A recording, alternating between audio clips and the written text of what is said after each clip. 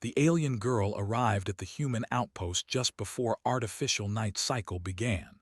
The metal doors opened with a slow hiss, and cold air rolled inside the docking bay. Two human guards stood ready, but they did not raise their weapons. They had been told someone important was coming, someone fragile. She stepped forward, small and shaking. Her skin was pale blue, faintly glowing under the lights. Her eyes were large, dark, and wet with fear. Thin hands clutched the fabric wrapped around her body. She looked around as if expecting pain to fall from the ceiling. I, I didn't know humans felt like this, she whispered, her voice breaking. The humans exchanged looks. They did not understand what she meant yet. Captain Aaron Hale stood a few steps ahead. He was not a tall man, but he carried himself with quiet strength. His face was tired, marked by years of service on the edge of space. He slowly removed his helmet and set it aside, making sure she could see his face clearly. "You're safe here," he said gently. "No one will hurt you." The alien girl flinched when he spoke, as if words themselves were weapons. Her people had taught her that human voices carried threats. Still, his tone was calm, almost warm. She shook harder. Aaron noticed immediately. He took one step back, giving her space. "It's okay," he said. "We won't touch you unless you ask." That confused her even more. On her world, authority meant control. Those who were powerful took what they wanted. She had been sent here believing humans were the same, only worse. Hunters, destroyers, creatures without mercy. But the human captain did not order her to kneel. He did not restrain her. He simply waited. After a long moment, she took a small step forward on her own. "My name is Sierra," she said. "I'm Captain Hale," he replied. "Welcome to Outpost K-17." She looked around. The outpost was not grand. The walls were worn, the lights dim. Humans moved through the halls carrying tools, food containers, medical kits. No one stared at her with hunger or anger. Some looked curious, others looked concerned. No one looked cruel, she didn't understand it. They guided her to a quiet room, warm and softly lit. A human medic waited inside, hands visible, movement slow. Sierra's breathing grew fast again when the door closed. Aaron stayed near the entrance.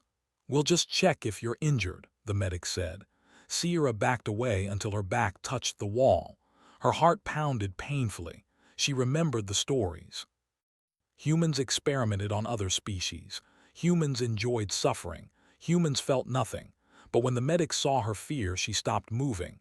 "We can wait," the medic said. No one rushed her. Minutes passed. Then more.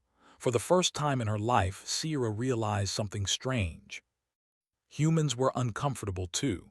The medic's hands trembled slightly. Aaron's jaw was tight. They were worried about doing the wrong thing. They were feeling something. Slowly, Sierra nodded. The check was gentle, no sharp tools, no restraints. When it was over, the medic wrapped a thermal blanket around Sierra's shoulders. Warmth spread through her body. She gasped softly. Her people did not use warmth this way. Touch was only for command or punishment. Comfort was considered wasteful. Tears filled her eyes. "I didn't know," she whispered again. "I didn't know humans felt like this." Aaron heard it clearly this time.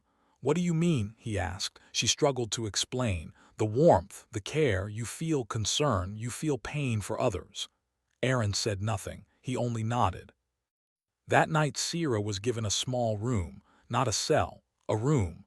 There was a bed, soft and clean. Food was placed nearby, and then the humans left her alone. She did not sleep. She sat on the bed, shaking, touching the blanket again and again. It was not just physical warmth that confused her. It was emotional weight.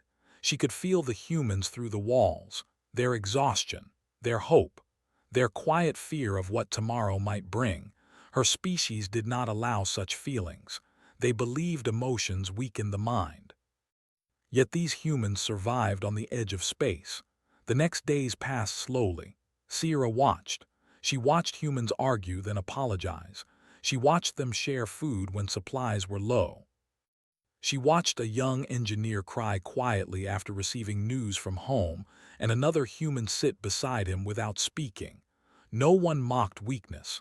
That shocked her more than anything. Aaron spoke with her often. He answered her questions honestly. When he did not know something, he said so. She learned that humans felt fear every day. They felt loss. They felt love. And still they stood between danger and others. One cycle, alarms echoed through the outpost. Sierra froze, memories of raids flooding her mind. Humans moved fast, not in panic but in purpose. Soldiers ran to stations. Medics prepared stretchers. Engineers sealed weak points. Aaron stopped by Sierra's room. "Stay here," he said. "You're safe." "But you are not," she said, confused. He gave a small smile. "That's our job." The outpost shook as distant weapons fire echoed in space. Sierra curled into herself, heart racing. She could feel the humans' fear now, sharp and heavy, but beneath it was something stronger. Resolve. They were scared. They stayed anyway. Hours later, the attack ended. Damage was light. No civilians harmed. 2 soldiers injured. Sierra watched as the injured were carried in. Humans gathered around them, speaking softly, offering support. No one celebrated survival alone. That night, Sierra finally slept. In her dreams, she did not see monsters. She saw humans standing in the dark, holding lights. When she woke, she understood something her people never taught her. Humans felt deeply, and because of that, they endured. But far beyond the outpost, unseen eyes watched. Ships adjusted course. The alien girl had arrived shaking, and the galaxy was about to learn what human feelings truly meant. The days after the first attack did not return to normal. The outpost still worked, still breathed, but something heavy hung in the air. Humans spoke more quietly. Patrols increased. Ships came and went with greater urgency. Sierra noticed everything. She had stopped shaking all the time, but fear still lived inside her like a shadow. Now it mixed with something new, concern, not just for herself, but for the humans around her. She did not understand when that change had happened. She spent more time outside her room now. Humans did not force her to stay hidden. They allowed her to walk the halls, to sit in the common area, to watch stars through the reinforced glass. Some humans greeted her with smiles, others only nodded. None treated her like an object. That still felt unreal. One evening she sat near the observation window. Stars drifted slowly past. Aaron stood nearby, reviewing reports on a handheld screen. His shoulders were tense. "Another patrol lost?" Sierra asked softly. He looked up, surprised she knew the signs. Then he nodded. "No signal, we'll keep searching." On her world, lost units were erased from records. Weakness was not mourned. Here, loss weighed on every face. "Why do you keep searching?" she asked. "Even when the chances are small." Aaron considered the question. "Because someone out there might still be alive, and because even if they're not, they deserve to be found." That answer settled deep inside her. Later that cycle, Sierra asked permission to help. She did not know how she could, but she wanted to do something. The humans hesitated, not because they did not trust her, but because they feared for her safety. In the end, they allowed her to assist in translation and data analysis. Her species had advanced sensory processing. She could detect patterns humans sometimes missed. Working beside them changed everything. She saw how tired they were, how often they pushed through pain, how many mistakes they feared making, not for themselves but for others. She learned about Earth, about wars humans regretted, about lessons learned the hard way, about promises never to repeat certain horrors. Her people believed humans were proud of destruction. The truth was far more complicated. One day, a damaged ship limped into the docking bay. It was not human. Sierra froze when she recognized the markings. Her people. Alarms sounded. Weapons locked on target. Soldiers moved into position. Sierra's chest tightened painfully. She knew why the ship was here. She had been sent as a test. Her reactions, her survival, her adjustment, all of it was being observed. If humans proved cruel, her species would justify future conflict. If humans proved weak, they would be erased. The ship sent a transmission. "We request the return of our asset. The word made Sierra's hands shake. Aaron stood firm. "She is not property, she is under our protection." Silence followed. Then the reply came colder. "Protection is irrelevant. She carries classified knowledge. Return her or face consequences." Sierra felt something tear inside her. This was the moment she had feared and expected. Her people would not negotiate. They never did. She stepped forward. "I need to speak," she said. Aaron turned sharply. "Sierra, no, this is dangerous." "I know," she replied, "but this is my responsibility." Humans argued briefly, then reluctantly allowed her to speak, monitored and shielded. The channel opened. Her people's leader appeared on the screen. Tall, calm, eyes empty of warmth. "You are compromised," the leader said. "You have experienced contamination," Sierra swallowed. "I have experienced truth." The leader's gaze hardened. "Humans manipulate emotion. They weaken reason." "They feel," Sierra said, "and because they feel, they protect." Laughter echoed from the other side. "Protection is inefficient." Sierra remembered the outpost shaking. "Humans bleeding, humans standing anyway." "Maybe," she said, "but it works." The leader's tone sharpened. "You will return, or you will be erased." Aaron's jaw tightened. He prepared to cut the channel. Sierra spoke quickly. "If you attack them, I will share everything I know about our technology, our tactics, our weaknesses." Silence. That threat was real and terrifying. The leader stared at her. "You would betray your species." Sierra's voice trembled, but she did not stop. "You betrayed me first. You sent me to be broken. They treated me like a person." The channel closed without response. The ship did not fire, it retreated. Relief washed through the outpost, but it was not joy. Humans knew this was only a pause. That night Sierra sat alone, overwhelmed. She had crossed a line that could never be uncrossed. Aaron found her there. "You didn't have to do that," he said quietly. "Yes," she replied. "I did." Tears slid down her face. "I'm afraid." He sat beside her, not touching. "So are we." She looked at him.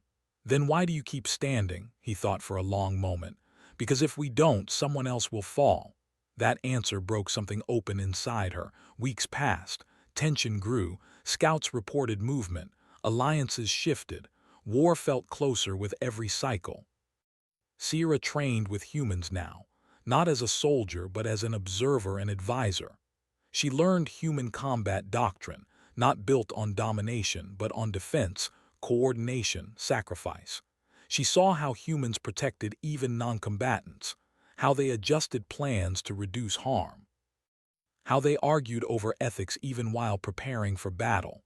Her people would have laughed at such weakness, yet Sierra had never felt safer. One evening, the outpost received a distress signal. A civilian transport, non-human, under attack. Resources were low. Sending aid would leave the outpost exposed. The command staff debated. Sierra listened silently. Finally, Aaron spoke. "We helped them." Others nodded, some reluctantly. Sierra's breath caught. "They are not human." Aaron met her gaze. "That doesn't matter." The rescue was brutal. Humans took damage. One ship barely made it back, but the civilians were saved. Among them were species who once feared humans deeply. They wept in gratitude. Sierra watched, heart full and aching. Her people taught that emotions cloud judgment, but she now understood the truth. Emotion gave humans something stronger than logic alone. It gave them a reason to stand when standing made no sense. Far away, her species observed everything, and for the first time, they did not understand what they were seeing. The alien girl who arrived shaking no longer trembled from fear alone. She trembled from choice, and she had chosen humanity. The warning came without sound. No alarms screamed. No lights flashed red. Instead, every screen across Outpost K went dark at the same moment. Power did not fail, but something far worse happened. The stars outside the windows vanished, replaced by a deep artificial void. Sierra felt it before anyone spoke. Her species, technology bent space in ways humans still struggled to understand. This was not an attack meant to destroy the outpost quickly. It was meant to isolate it, to suffocate it, to force surrender. Humans reacted instantly. Backup systems came online. Emergency lights glowed soft white. Soldiers moved to stations without shouting. Engineers checked systems with focused speed. Fear was there. Sierra could feel it like a pulse through the station, but no one panicked. Aaron stood at the command table, eyes fixed on the tactical display. "They've enclosed us in a null field," he said. "No long-range communication, no jump capability." "How long can it hold?" someone asked. Aaron looked to Sierra, she swallowed. "As long as they want." Silence followed. Then a young officer spoke. "Then they'll come." "Yes," Aaron replied, "they will." Sierra's hands shook, but she did not step back. This moment had always been coming. Her people did not abandon experiments. They finished them. The first enemy ships appeared like shadows sliding through water. They did not fire immediately. They surrounded the outpost, watching. A transmission forced its way through. The same leader appeared on screen, calm, cold. "You have demonstrated unexpected resistance," the leader said. "But this ends now. Return the asset." Sierra stepped forward without being asked. "I am not an asset," she said. The leader's eyes flicked to her. "You are compromised." "Yes," Sierra replied, "by empathy." A faint movement passed through the alien ranks behind the leader. Discomfort, confusion. "You feel fear," the leader said. "You feel attachment. You are weakened." Sierra looked around at the humans beside her. Some were injured from earlier battles. Some were exhausted. All were still standing. "I am stronger than I was," she said. The leader's voice hardened. "This station will be destroyed." Aaron stepped forward. "If you attack, you will face losses you did not calculate." The leader tilted its head. "Humans overestimate themselves." Aaron did not raise his voice. "You underestimate why we fight." The transmission ended. Moments later, the first strike hit. The outpost shook violently. Metal screamed. Gravity flickered. Humans were thrown against walls, but they recovered quickly, helping each other up. Enemy boarding craft latched onto the hull. "They're coming inside," someone shouted. Aaron turned to Sierra. "You should go to the shelter." She shook her head. "No, I belong here." He hesitated only a second, then nodded. The fighting was close and chaotic. Enemy soldiers moved with perfect precision, no wasted motion, no hesitation. They did not shout. They did not react to loss. Humans did. They called warnings. They dragged wounded to safety. They shielded civilians with their own bodies. Sierra saw a human soldier take a hit meant for another. He fell, breathing hard, blood spreading across his uniform. Another human knelt beside him, hands shaking as they worked to stop the bleeding. "Stay with me," the medic whispered. "Please." The enemy advanced. Sierra moved without thinking. She stepped between them. Her species' technology responded to her neural command, projecting a defensive field. It was not meant to be used this way. It drained her strength rapidly. The enemy leader appeared again on a nearby screen. "Move aside," it ordered. "They will die for you." Sierra's vision blurred, but she stood firm.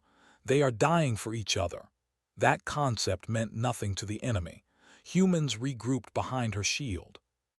Aaron shouted orders, adjusting tactics in real time.